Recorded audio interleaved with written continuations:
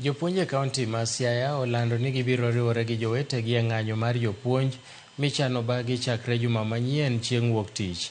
Kotelnegi kod jatend riwruok mar jopuonj mantiere sub-kaunti ma Bondo gi Rarieda, jopuonjego wacho ni gibiro chung' gi jowetegi mantiere riwruok mar NAT gi KUPPET mane osingo madhi e ng'anyo bang' twak margi kod piny owacho rem nyago lemo. Jopuonjego osingo ni gibiro mana dok e skul ka ogirimiti mane gidonje gi piny owacho ibichopi kare e kind dwaro mamoko.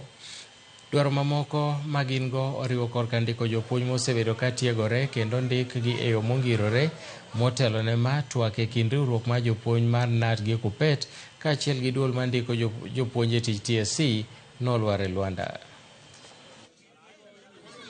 Wan chieng' mowachi no kata ka wachi mana kiny to mane wadhi e skul. To kapok owachi we nyithindo be dala mondo riti nyaka biluongu. Otherwise akwayo jonyuol kod jopuonj ma Bondo kaka wanyowa saweyo ni on Monday, that is wuok tich tarik 26 saa 1 e wang'e wan e ofis NAT, then wachako wuoth achiel e town ma Bondo. To pod akwayo mani sirikal omany pesa omiwa. Wan gi weche 6 madongo mwaketo piny momiyo ofiswa mar NAT malo noluongo migomo. Wawacho ni wachung' kodgi kendo kwangikni kendo wakunigi ni gigo machemo kata dakika achiel. Kapok weche 6 madongo gi to migomo dhi mbele kaka nochani.